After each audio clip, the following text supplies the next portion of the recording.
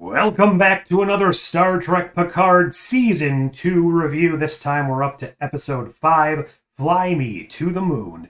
And before we get into what happened this episode, I just wanted to make a slight correction from my last review. I mentioned that it seemed odd that they were flashing back and forth between day and night between scenes.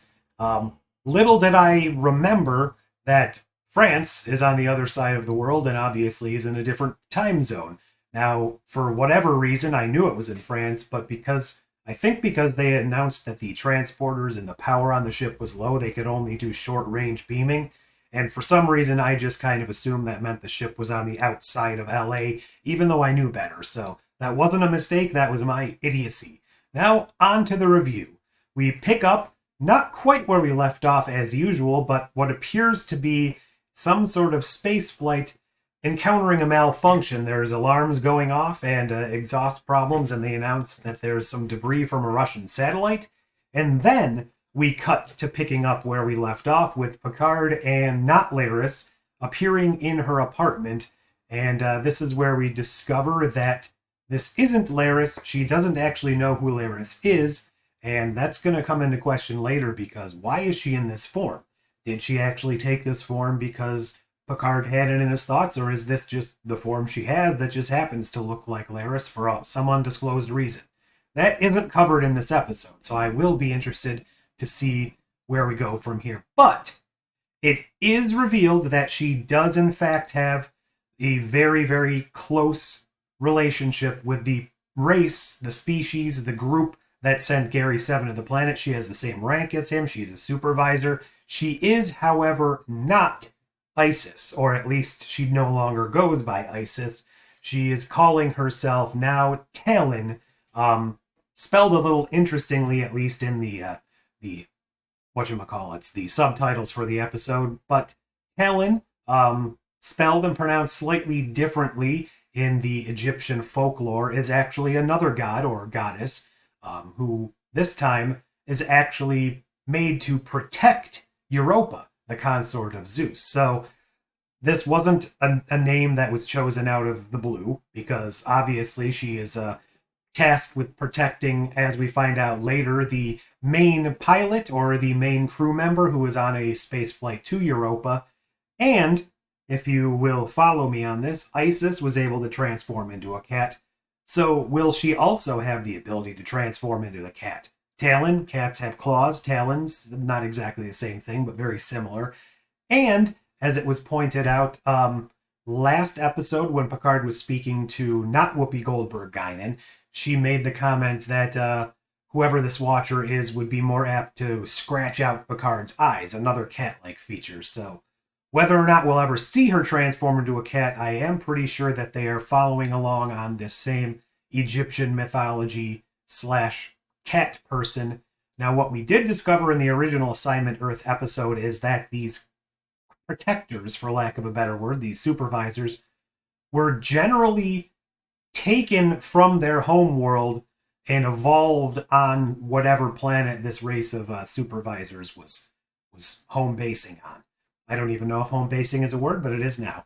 And whether or not that means this Talon person is originally human and just evolved to look this way, or she's got shape-shifting abilities, I think we'll figure that out this season, but there's no reference to that in this episode as it pertains to that. Then we move along. While she's walking through her apartment, it's not disclosed where it is. It very well could be in New York City, but it's probably also in LA.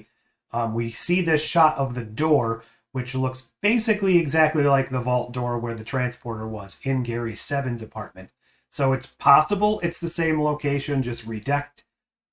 Or it could just be that all of their transporters have the same technology, and how those got to Earth and were installed, we also don't know.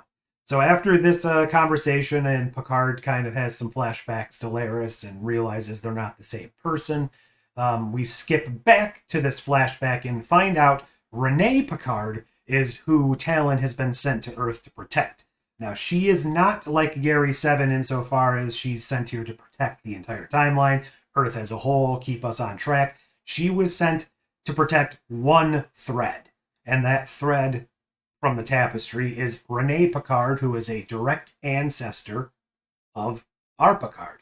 Um, Great aunt or great aunt, something along those lines. So she is very skilled. She knows a lot of science. She learned a lot of languages. She was a savant, basically, in college at 16, in the Air Force, all these great things. But she's dealing with what sounds like some sort of bipolar depression. She's got anxiety and depression bouncing back and forth. So that's part of the reason that she's having these problems with her flight simulation, which it turned out to be that was the first scene, is because she's got these mental issues and she actually needs to go see a therapist who we will meet later in the episode. But then we flash back to the finale, thankfully, of the Rios and now Raffi and Annika subplot, where they have found the bus Rio is located, and they're going to, instead of transporting him out, do a good old-fashioned break into the car and steal him because, as 7 of 9 or Annika Hansen says, we can't beam him out because transporter technology will screw up the timeline, which seems a little ironic considering in episode time or in series time about 4 seconds ago they just transported out of police car in front of police officers and they watched the whole thing. But whatever. Maybe she was realizing that and didn't want to do it again and thinks that police have a better willingness to write that off. I don't know. So they decide to use an EMP on the bus, which apparently these futuristic tricorders have the ability to emit EMPs and stop the bus and then physically break Rios out. As they do that, it succeeds. Rios and I think his name was Pedro take out the one guard inside while Raffi EMPs the other one. They're knocked out. And as the prisoners or detainees are escaping, as we see here, Raffi sees Elnor leave the bus. When she stops him, he isn't Elnor. So whether or not she's seeing things or there's some wonky stuff going on with the timeline, I don't know. I choose to believe it's probably just her mind playing tricks on her. But that, that's not positive. It could actually be some sort of temporal bleed through or some shenanigans like that. Then we cut back to Picard and Laris discussing the fact that this Rene Picard is under surveillance and she's visiting her therapist who seems to be trying to talk her out of the mission to Europa. And that's a big deal because this mission to Europa actually changes a lot of things in the future. She comes back to Earth with some sort of life form she finds there and tries to convince people it might be sentient. So obviously that's a big deal. It would change the course of human understanding of the universe as we currently know it in our timeline. So if she doesn't go on this mission, there's possible reasons that's why things go so badly, as we never learn empathy. We never, develop into something that's not xenophobic. So then he says, wait a minute, I need to get an eye on the doctor. And then when we see the doctor, it's Q, our John Delancey version of Q, not Q from the Impractical Jokers. And he's doing some sort of accent which sounded suspiciously like the accent he was doing in the episode Tapestry, which we also had a reference to that Laris is there to protect the tapestry of time. Probably just, a callback or an interesting reference. I doubt they're related. But we have seen Picard and Q have this sort of interaction before.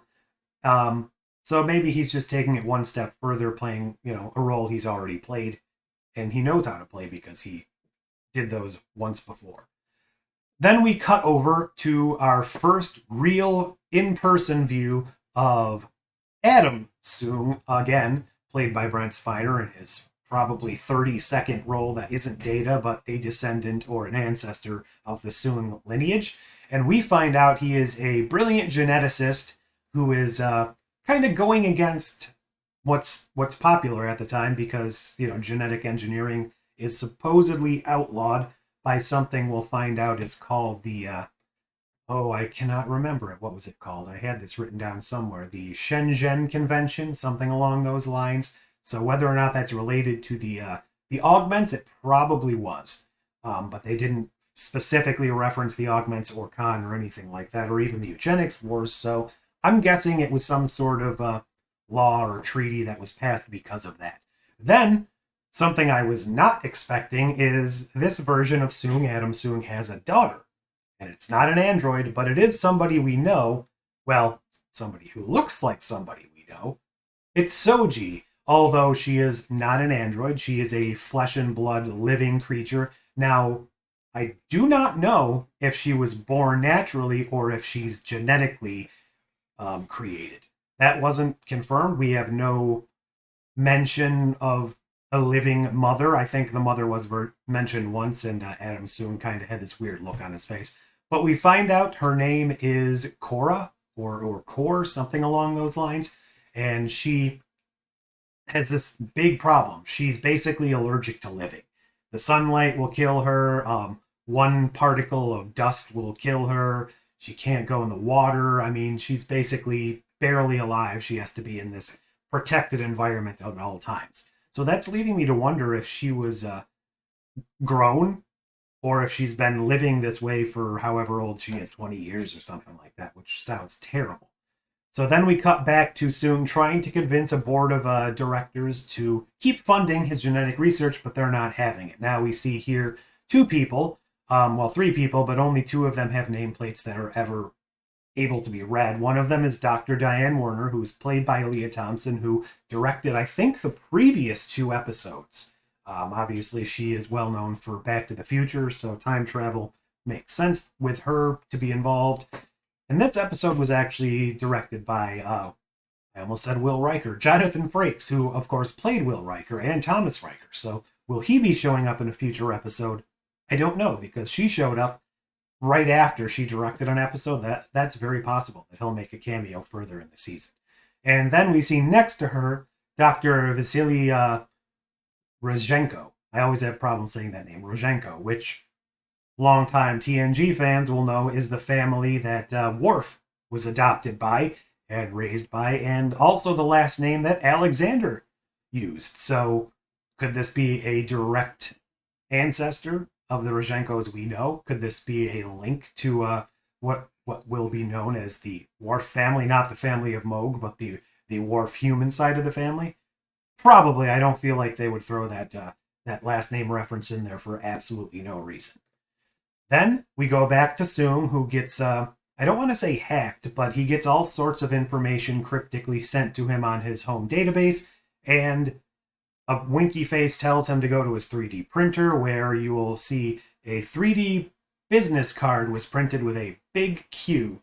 And one thing that Q looks like to me, and I can't be sure, something else we've seen in Star Trek before is some of those weird looking panels where you need to like pull something out, twist it, and push it back down. Similar to what they had to do on, I think at First Contact, when those things to detach the deflector dish came up. It looks very similar, like some sort of technological thing we've seen before, but I can't exactly place it. Maybe it's just supposed to be an artistic cue because it's obviously sent by Q.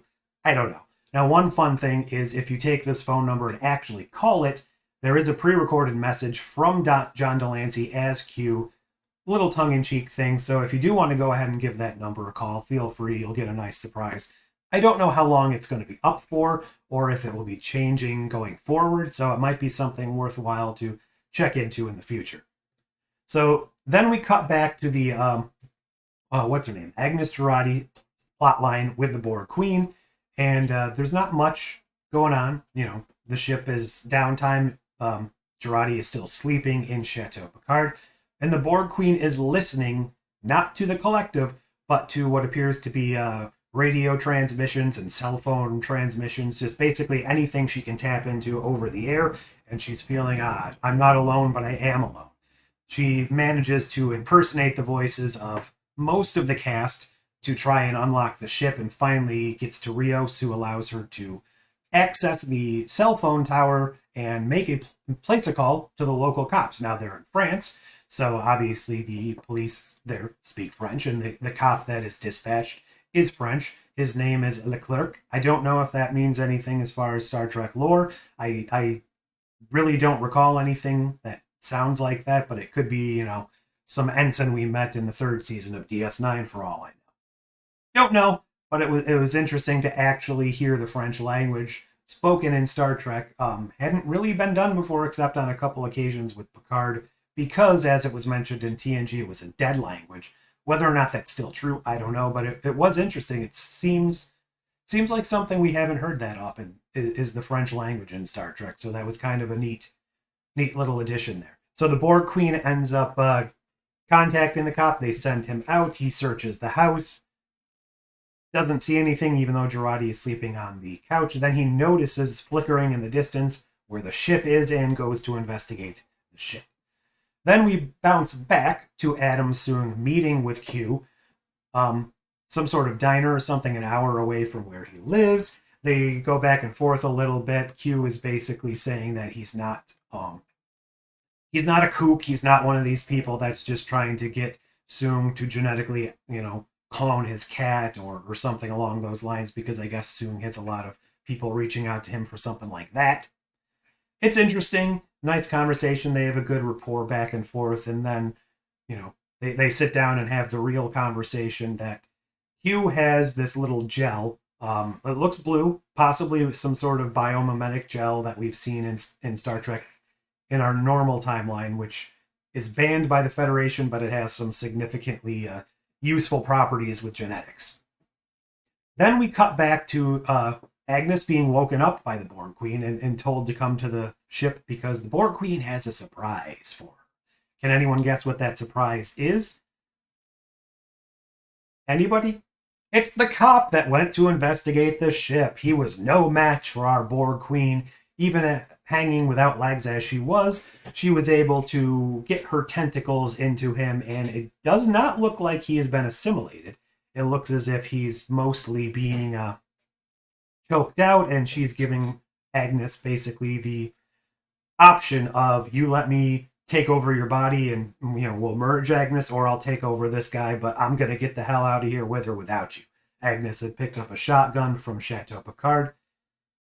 I don't know if she, knew to check if it was loaded. Hopefully there was ammo around, but one way or another, it worked out for her because she shot the Borg Queen in, not the chest, but, this area right here, just above the solar plexus, it looked like. Then we cut back to Eric Soong and daughter Cora, or Core, however you pronounce it, and she is doing great from the injection for a little bit. She goes for a swim, has a little fun, and then the effects wear off and she starts being, killed by everything in the world, basically. She's allergic to life. So her father has these little drones that seem to have some sort of force field-like technology, so proto-force fields, I guess, to block out the sun and protect her. And obviously this means that whatever Q gave him works, but not forever. So it's sort of a temporary thing, which means he needs to go back to Q to figure out what's going on and see if he can get a permanent fix. Then we decide to go back to the main group, who have all come together at this point. Our main crew is now back together. Rafi, Seven of Nine / Annika Hansen, Rios, they all beam back to the ship at the same time that Jurati had just shot the Borg. She's covered in blood, so they're kind of getting their reacclimation together. And then Picard and not Laris, Talon beam onto the ship, and it's a comedic moment where basically it's like, oh, this is the best crew I've ever had. They're possibly do up to anything. They would always do what I need. And then, they beam in and she's covered in blood and they're dragging what looks like a dead police officer. A little bit of humor, kind of funny, obviously, played for laughs. Even though the policeman, I don't think is dead. Picard says he's not dead. I think he was shown in the medical bay breathing, so whether or not he's been infected with nanoprobes or something along those lines, I guess that also remains to be seen. Now, one thing that we do talk about here is that there's a gala going on tonight where they have to infiltrate in order to stop Renee Picard from deciding to leave the mission. They need to make sure things go right, and she decides to stay on track, and they start producing these fake ID cards so that they can get in, although the only way to get in is for Jurati to sneak in and hack the system so that they can get everyone in. They decide to do that. It's basically like 2 minutes of what looks like it's building to an Ocean's 11 type shenanigan, and then they just do it. So I feel like a lot in this episode was, moving things forward, but it still felt like things were, paced incorrectly. Now, if they had done half an episode of setting this up instead of just 2 minutes, I feel like it would have felt a little more natural. That's just me, however, so it is what it is. One thing that when they're talking about is Talon's like, well, why can't Q just change time with his powers? So they've obviously discovered that things are going wrong with Q, and Q himself says that a bit later that when he was having that conversation with Eric, or not Eric Soong, Adam Soong, that time has seemed to abandon him. And then he's got some philosophical quotes, a couple we've heard before in Star Trek. One that we haven't heard, but basically that we're all hostages to what we love. The only way to be free of that is not to love it all, and without love, everything is meaningless.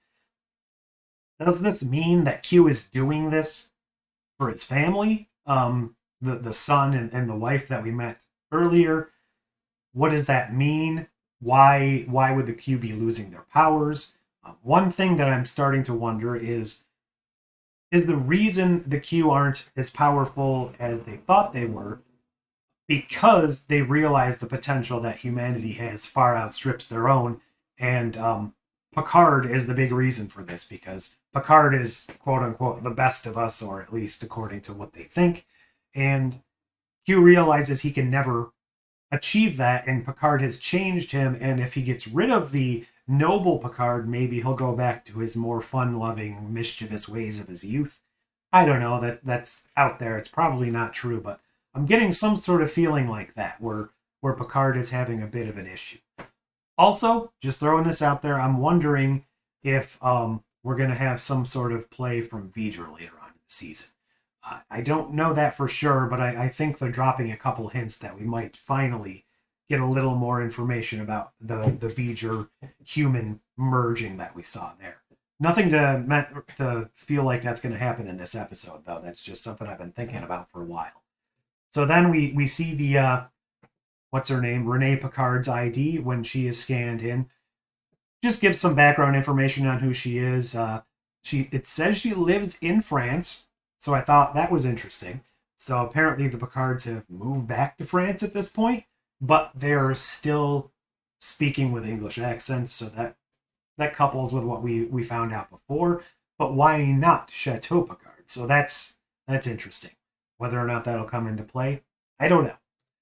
And then we cut back to what really happened when Agnes shot the Borg Queen, and that was the Borg Queen transferred herself into Agnes. Now, she didn't take over Agnes. It seems like they're both still in the same body, but we will see in a moment that when Agnes breaks into the gala to do her thing, the Borg Queen isn't physically sitting next to her, but that's basically, they're one. They are one.